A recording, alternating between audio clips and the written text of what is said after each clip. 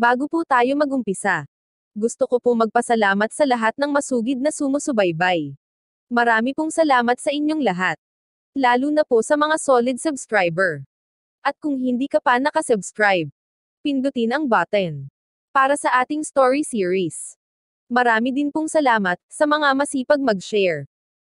Maligayang pagbisita at pagbabalik po sa ating munting channel. Narito na po ang karugtong ng ating istorya. Ika-175 na kabanata. Sino ang babaeng naka-green? Tama, ang langaw ay masusunog at mamamatay habang gumagawa siya ng pancake. Inisip ko rin iyon kanina, hindi natin sila dapat sisihin. Ang mga turista ay nag-comment. Hindi mo dapat lituhin ang publiko. Baka ikaw ang gumawa ng pancake. At pagkatapos ay lumipad ang isang langaw dito noong binalot mo ito. Pakiramdam ni Felix ay bumaliktad sa kanya ang sitwasyon, at siya ay naguguluhan. Nagmamalinis ka pa. Alam mo ba kung gaano kainit ang kawali na ginagamit ko sa pagluluto ng pancake? Ang mga tao nga ay ayaw lumapit, sa palagay mo, tanga yung langaw para lumapit dito. Paliwanag ni Nelly. Tama, masyadong mainit iyon. Tuwing bibili ako ng pancake lumalayo ako. Hindi tanga ang mga langaw para lumapit sa mainit.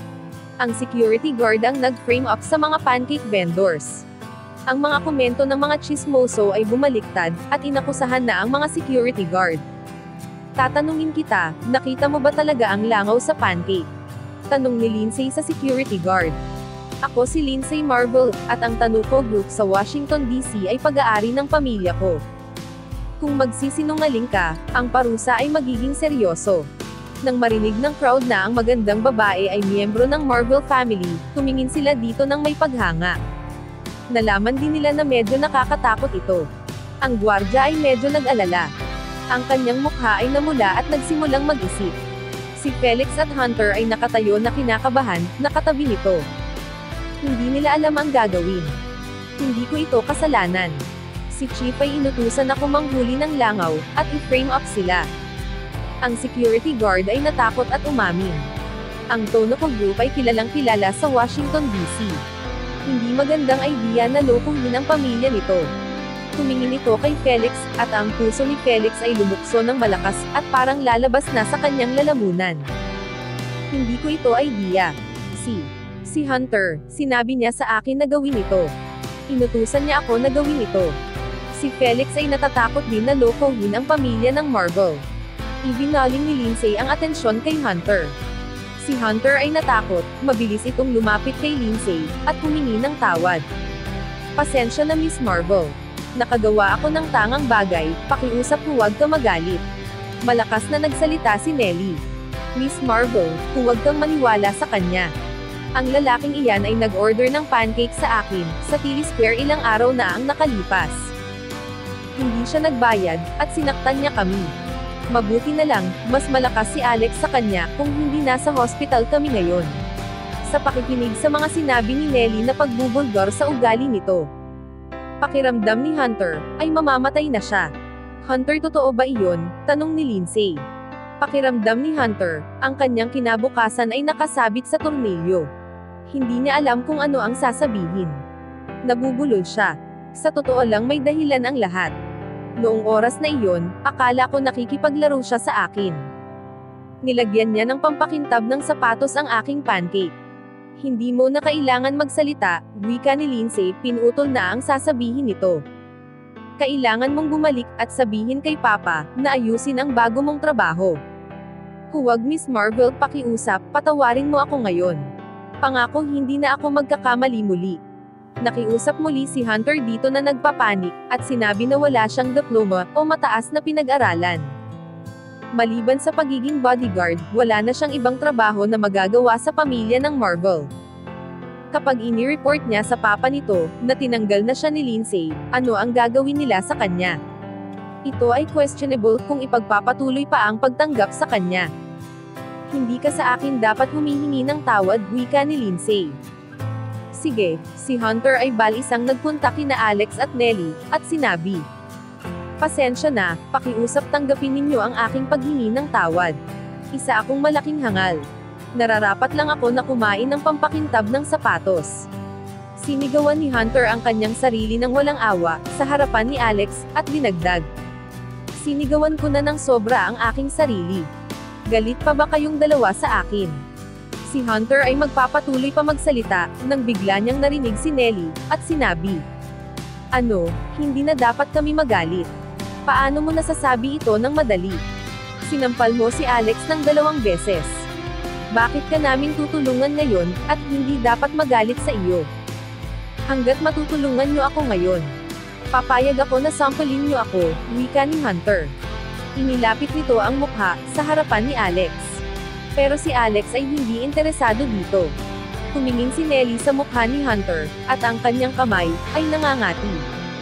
Kalimutan mo na, ayaw kong makipag-away pa. May mabuti kang puso. Gusto kong magpasalamat para dito. Si Hunter ay sobrang saya, nang marinig ang mga sinabi ni Alex, na ayaw ng gulo. Masyadong nakakahiya kung makikitang matatalo siya sa harapan ng maraming tao. Gusto niyang maibalik ang kanyang reputasyon. Isa kang tanga. Sa palagay ko ay deserve mo masampal ng ganitong uri ng lalaki, wika ni Nelly kay Alex. Piningot ni Nelly si Hunter sa tainga, ng isang kamay. Hindi siya maglalakas ng loob na saktan ako ngayon. Sinampal ni Nelly ito ng 2 beses sa mukha. Naramdaman ni Hunter ang sakit sa kanyang pisngi. Gusto niyang saktan si Nelly ng kanyang kamay. Pero nang maisip niya, na kailangan pa rin niya ang tulong ni Alex at Nelly, upang maibalik ang trabaho nito. Ang masasabi lang niya, ay isa itong magandang laban. Pwede bang kausapin ninyo ang aking amo?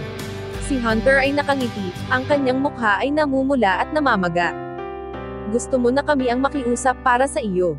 Ano ka, espesyal? Wika ni Nelly, na may pagmamalaking ngiti.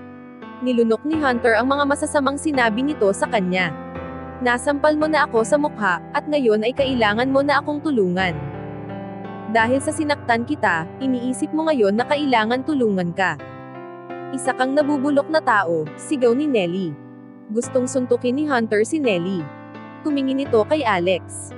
Ang magaling na lalaking ito ay kaibigan ni Miss Lindsay.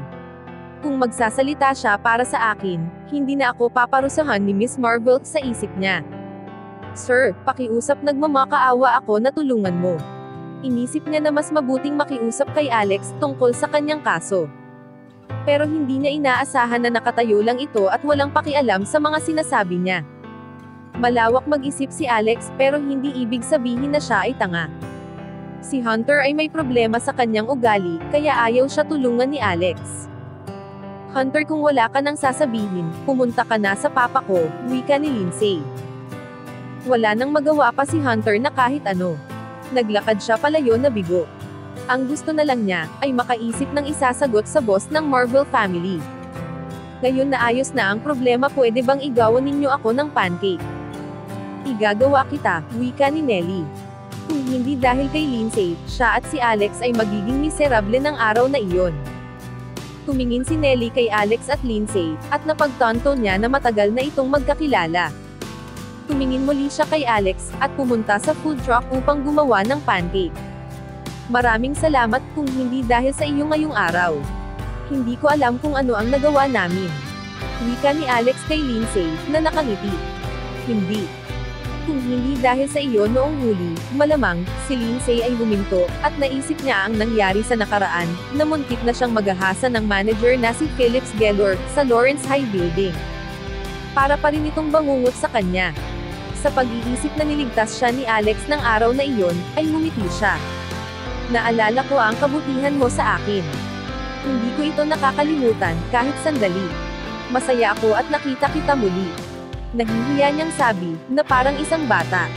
Pinagmamasdan siya ni Alex, at nakita na kakaiba ito at malambing. Miss Marvel, ang pancake mo ay handa na. Dinampot ito ni Nelly at iniabot. Kailangan munang mamasyal, at magtatrabaho na kami. Ngumiti siya kay Lindsay at hinila na si Alex pabalik sa food truck. Tumingin si Lindsay sa kanila, at malungkot na naglalakad palayo. Lindsay, nakuha mo na ba ang iyong pancake? Nang matapos nila ang kanilang pagkain, at hindi pa rin bumabalik si Lindsay. Ang babaeng naka-green at ang isa pang bodyguard na si Shaina, ay umalis upang hanapin ito. Nang marinig ni Alex ang boses, nabigla siya. Nakaramdam siya ng kaba, at ang kanyang puso ay kumabog ng mabilis. Lumingon siya sa direksyon ng pinagmulan ng boses. Debbie, si Alex ay sobrang saya na tumakbo papunta sa babaeng naka-green. Ano ang ginagawa mo? Tanong ni Shaina. Ang bodyguard na nakatayo sa tabi ni Debbie ay nabigla, nang makita ang binata, na nagmadali lumapit sa dalaga. Nang daanan siya nito, hinawakan niya at hinagis. Ano sa palagay mo ang ginagawa mo? Tanong ni Shaina habang pinipigilan ito. Shaina, bitawan mo siya. Mabuti siyang tao, nagmamadaling sabi ni Lindsay. Debbie, natagpuan kita, pasensya ka na. Hindi kita naipagtanggol ng maayos. Galit ka ba sa akin? Tumingin si Alex sa babae at inuulit ang kanyang mga sinabi. Umasa na patatawarin siya nito. Si Debbie ay tumingin sa itsura ni Alex. Tumingin siya dito nang natatakot at hindi maintindihan ang ikinikilos nito. Shaina, hayaan mo siyang tumayo. Hindi niya sasaktan ang aking kapatid, wika ni Lindsay. Hinawakan ng bodyguard ang kamay ni Alex at itinayo. Ano ang sinabi mo? Kapatid mo siya. Si Alex ay na-shock. Oo, kapatid ko siya. Si Leona Marvel, at hindi siya katulad ng sinasabi mo na si Debbie. Nagkakamali ka, wika ni Lindsay na napapaisip. Pero si Debbie ay hindi naiintindihan kung ano ang sinasabi ni Alex sa kanya. Mukha itong masamang tao para sa kanya. Pasensya na, hindi ako si Debbie na hinahanap mo. Ako si Leona. Sa palagay ko ang Debbie na hinahanap mo ay kamukha ko, wika ni Leona na nakangiti. Ika-176 na kabanata. Ang kamukha. Siyempre hindi naniniwala si Alex. Paano naman niya hindi makikilala ang kanyang girlfriend? Bagaman hindi niya alam, bakit hindi siya nito makilala. Tumanggi siyang sumuko. Debbie, bakit hindi mo ako maalala? Alex, si Leona ay na-surprise. Tumingin siya dito ng curious. Hindi talaga niya maalala kung nagkita na sila ng lalaking ito. Wika ni Alex, nakalimutan mo na ba ang araw, na kumain tayo ng vegetable risotto ng sabay, sa Ramsey Lake, at ibinili mo ako ng nabubulok na prutas. Noong tinulungan mo ako, na ikaw na ang magbayad sa pera ni Mr. Morgan, sa pamamagitan ng pagtatrabaho sa restaurant. Naalala mo ba noong ginamot tayo ng sabay sa Harmony Island? Tapos ay bumalik tayo, at tumira sa villa. Nakalimutan mo na ba ang lahat ng mga bagay na iyon? Desperado siyang ipaalam dito ang buhay nila sa nakaraan. Sorry, pero hindi ko alam ang pinagsasabi mo. Wala akong natatandaan na kahit ano sa mga sinasabi mo. Umiling ito. Hindi niya naiintindihan kung bakit ang lalaking ito ay umaarte na parang in love ito sa kanya. Debbie, huwag mo akong parusahan ng ganito. Alam ko na masama ang naging trato ko sa iyo. Pinaparusahan mo ba ako, dahil hindi kita naipagtanggol? Saktan mo ako, Sig-a-1, pero pakiusap huwag kang magpanggap na hindi tayo magkakilala. Hindi ko kayang mabuhay kapag wala ka, nagmamakaawa si Alex. Iniisip niya na nagpapanggap ito na hindi siya kilala. Pakiramdam niya, ang puso ay nahati sa dalawa. Hindi ako nagpapanggap na hindi kita kilala. Talagang hindi kita kilala, wika ni Leona. Nagsimula na siyang makaramdam ng hindi komportable sa kakaibang lalaki na ito. Debbie, nagmamakaawa ako, na huwag mo na akong parusahan, wika ni Alex. Bigla niyang naalala ang necklace na binigay niya dito, at iniingatan ito na parang kayamanan. Isinulat niya ito ng maraming beses sa kanyang diary, at sinabi na hindi niya ito tatanggalin. Alam niya na suot niya ito ngayon. Sinabi pa ni Alex, may patunay ako na ikaw ay girlfriend ko. Debbie, ako ang nagbigay ng necklace na suot mo ngayon. Ipakita mo sa akin. Ang kwintas ko. Si Leona ay nabigla. Inilabas niya ang necklace na palagi niyang suot. Tumingin siya kay Alex, at nagtanong. Binili mo ito para sa akin. Na-surprise si Alex nang makita ang necklace na inilabas nito. Bagaman ito ay diamond necklace din, ito ay square, at ang ibinigay niya ay diamond shape. Ang bodyguard ay tumingin ng may pagtataka kay Alex at sinabi, ano ang pinagsasabi mo? Ang aming boss ay binili ang necklace para sa kanya. Sinabi mo ba na ikaw ang bumili nito? Hindi maaari, imposible, nagsimulang sabihin ni Alex. Inisip niya sa sarili. Hindi inaalis ni Debbie ang necklace na ibinigay niya. Baka ang babaeng nasa harapan niya ay hindi talaga siya. Ang puso niya ay nabigo at akala niya ay natagpuan na niya si Debbie. Miss Marvel, umalis na tayo, ang lalaking ito ay baliw. Ang bodyguard ay itinulak si Alex, at pumunta sa tabi ni Leona. Debbie, huwag kang umalis, pakiusap. Hindi siya handa na isuko ang idea na ang babaeng ito ay si Debbie. Pero si Lindsay ay tumayo sa harapan niya, humarang upang hindi ito makalapit. Alex, kumalma ka, wika nito. Ang kapatid ko ay hindi ang iyong girlfriend. Naiintindihan ko na namimiss mo na ang iyong kasintahan. Nag-aalala ito kay Alex. Ihahatid ko na ang aking kapatid pauwi ngayon. Alagaan mo ang iyong sarili, babalik ako upang tingnan ka sa susunod. Hinawakan ni Lindsay ang braso ni Leona at umalis kasama ang dalawang bodyguard. Ang isang bodyguard ay tumawa. Nakakatawa ka, nagpapanggap ka na boyfriend ni Miss Marvel. Sabi pa ng iba. Sa palagay ko, sa panunood niya ng TV, at iniisip niya na ang lahat ay totoo. Iniisip niya kapag nagpanggap siya na tanga, ang mayaman na babae ay magugustuhan siya. Tama, pero ang kanyang acting skill ay hindi na masama. Iniisip niya na lahat tayo ay tanga at manghuhulog, sabi ng mga chismoso. Ipinagpalagay ng lahat na nanonood na gusto ni Alex si Leona at sinisikap na mahulog ito sa kanyang pagpapanggap. Lahat sila ay tumingin ng may pag-aalipusta, bumulong ng pamumuna, at pagkatapos ay umalis. Pagkatapos umalis ni Leona at Lindsay, si Alex ay heartbroken. Umiyak siya kung saan siya nakatayo. Debbie, hindi mo na ba ako mahal? Biglang lumapit si Nelly at sinabi sa kanya, na nakanguso. Isa kang tanga. Akala ko ay isang mahirap ka at may malambot na puso. Hindi ko inaasahan na isa kang walang hiya na manloloko. Hindi ako ganon, galit na sagot nito. Hindi kita sinisisi. Nakita mo kung gaano kaganda si Miss Marvel, at mula siya sa mayamang pamilya. Hindi ako mabibigla, kung gagawa ka ng isang maliit na palabas, upang mapanalunan ito.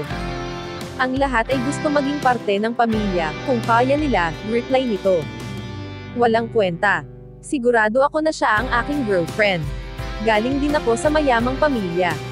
Hindi ko kailangan lokohin ang sarili ko. Para lang pumunta sa ibang pamilya. Galit nitong sagot. Hindi pa rin ito naniniwala kay Alex. Sinabi nito, baliw ka na. Sinabi na sa iyo ni Miss Leona Marvel na hindi kanya kilala. At nakikipagtalo ka pa rin. At ngayon ay sinasabi mo na galing ka sa isang mayamang pamilya. Kung bibigyan mo ako ng $5,000 ngayon, maniniwala ako sa iyo, sige patunayan mo ang sarili mo. Si Alex ay hindi sumagot. Ngumisi si Nelly at sinabi, kung mayaman ka talaga, hindi ito magiging problema. Kailangan mo nang isuko ang gising na panaginip mo, at sumama ka sa akin at magtinda ng pancake. Hinila niya ito papunta sa food truck, at nagsimulang tulungan ni Alex ito magluto ng pancake. Pero hindi niya pa rin mapigilan na isipin si Debbie. Sigurado siya na siya iyon. Pero alam niya na kailangan niya pabayaan ito ngayon. Alam niyang umuwi ito kasama si Lindsay. Si Lindsay ay nakaupo kasama si Leona sa kanyang room, at pinag-uusapan ang mga nangyari. Na-confused siya at maraming tanong mula sa kanyang kapatid. Hinawakan niya ang kamay nito, at tinanong, Leona, kilala mo ba talaga si Alex? Si Leona ay umiling, at bal-isang tumingin, at sinabi, hindi ko siya matandaan. Sa palagay mo kilala ko siya, noong hindi pa nawawala ang aking alaala. Siguro, ay nakalimutan ko na ang lahat sa kanya ngayon. Si Lindsay ay ngumiti ng awkward at sinabi, hindi maaari. Nakatira ka na sa amin ni Papa, bago mawala ang iyong alaala. Hindi ka pa nagkaka-boyfriend, kaya hindi ka niya girlfriend. Tama, totoo iyon. Bagaman nakalimutan ko ang aking alaala, ikaw at si Dad ang nakakaalam ng lahat sa aking nakaraan. Kung siya ang aking boyfriend, kilala niyo siya, wika ni Leona. Leona, natatandaan mo pa ba noong sinabi ko sa iyo na umupo ako ng apartment sa New York?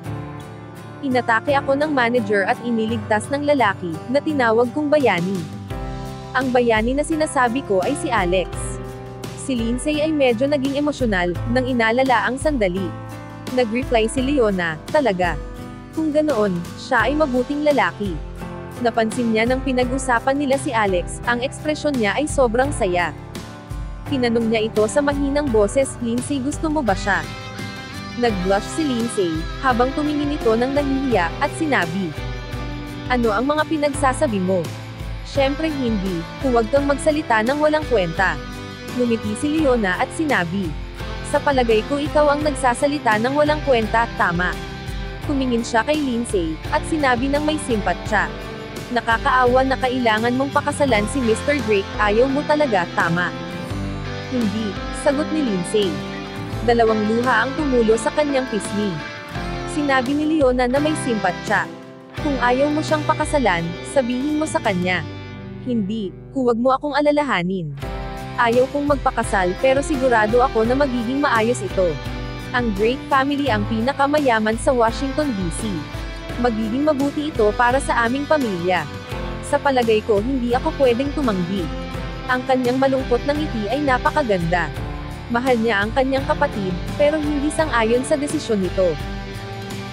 Inilabas nito ang pendant mula sa kanyang drawer sa tabi ng lamesa. Ito ay jade pendant na hugis phoenix at ito ay transparent pero nagbabago ito mula sa green papuntang puti sa araw. Ito ay ang piraso ng alahas na binigay ni Carla Stonehill kay Debbie sa huling araw sa hospital. Inilagay ni Leona ito sa kanyang dibdib at marahan na kinuspos. Sinabi niya kay Lindsay, "Gusto ko talaga itong jade pendant, bakit ayaw ni Daddy na ipasuot sa akin ito?" Sumagot si Lindsay na may maliit na ngiti. "Hindi ba nasabi niya na gawa ito ng expert nang ipinanganak ka? Kailangan mo itong itago, at puprotektahan ka nito. Kung isusuot mo ito, ang aura ay mababawasan." "Talaga, hindi ako sigurado kung maniniwala ako doon." Sagot ni Leona na nagsususpetsya. "Huwag mo nang isipin ito ng sobra. Alam mo naman na ako at si Papa ay walang gagawin na makakasakit sa iyo." Inilabas nito ang cellphone, at nanood sila ng sabay. Pagkatapos ng abalang araw, bumalik si Alex sa inuupahan niyang kwarto at humiga sa kama. Ang isip niya ay naglalaro kung ano ang nangyari noong hapon. Hindi niya maisip kung ito talaga si Debbie. Pero sigurado pa rin siya na si Leona at si Debbie ay iisang tao. Sa isip niya, si Debbie at ako ay matagal nang magkakilala, at kami ay close. Natural, makikilala ko siya kahit saan. Paano ako magkakamali? Hindi ako naniniwala. At hindi ako naniniwala na ang dalawang tao ay magkamukha ng husto. Nagsimula niyang suriin ang pamilya ng Marvel sa Washington sa kanyang cellphone. Sila ang may-ari ng kilalang sikat na Marvel Business Corporation na kilalang sikat sa mundo. At kasama sila sa 5 pinakamayaman sa syudad. Ibig sabihin sila ay isa sa pinakamalakas na pamilya. Ang mga katotohanan ito ay walang kaugnayan kay Alex. Wala siyang pakialam kung gaano kayaman ang pamilya Marvel. Isang tao lang ang kanyang gusto, at ito ay si Debbie. Na-discover niya na ang pamilya Marvel ay may mansion sa Arlington Heights. Nagdesisyon ito na pumunta doon upang hintayin si Debbie at subukan na kausapin muli. Naramdaman niya na kung maipapaliwanag niya ng maayos, may sinseridad at determinasyon. Alam niya na mapapatawad siya nito. Sa plano niya sa isip, nagsimula siyang kumalma. At sinabi niya sa sarili, na dapat maging masaya siya. At least alam na niya kung nasaan na si Debbie, at ligtas ito at maayos. At mabilis na siyang nakatulog. Mga nagdaang linggo. Si Alex ay araw-araw nagtatrabaho sa pancake food truck. Pero umuubos din siya ng maraming oras araw-araw sa paghihintay kay Debbie, sa gate ng Arlington Heights. Bagaman hindi niya ito nakikita. Tinanong na niya sa security guard sa community, at nagpatunay, na si Leona Marvel ay nakatira dito. Nagdesisyon siya na hintayin ito, hanggat kailangan. Isang araw si Alex at Nellie ay nagtatrabaho sa pancake food truck, sa harapan ng Kennedy Center. Tuwing umaga, maayos ang lahat, pero noong hapon, ang panahon ay mas lumamig. At mukhang uulan ng hapong iyon. Nang 4:30 ng hapon, sinabi ni Alex kay Nellie, na ang negosyo ay matumal ngayon. "Magiging maayos ka, kahit mag-isa ka lang. Aalis ako." Tinanggal niya ang sombrero at apron, at naghanda umalis. Alam ni Nellie na planong pumunta ni Alex sa Arlington Heights, upang hintayin si Debbie. Malamig na sabi nito, "Hindi pa oras para umalis ka. Kung aalis ka ngayon, babawasan kita ng $50 sa iyong sweldo." Pero ayaw ni Alex makaligtaan ang pagkakataon na makita si Debbie muli para lang sa $50. Sinabi nito, okay lang. Pasensya na pero aalis ako. At umalis na ito. Sa panunood kay Alex na naglalakad palayo. Napabulong si Nellie. Alex, isa kang talunan. Hinahabol mo pa rin si Miss Marvel. Bumalik ka na naman sa pananaginip ng gising. Nang simula siya umupo sa food truck, nakaramdam siya ng lungkot. Hanggang dito na lang po muna. Sana po, ay nagustuhan nyo ang ating story series. Sa mga bagong tagapakinig, mas okay po kung mag-uumpisa kayo sa episode 1. Maraming salamat po sa pakikinig. Pwede po bang humingi ng subscribe? Bilang pagsuporta sa ating munting channel. Hanggang sa susunod po muli. Stay safe and God bless.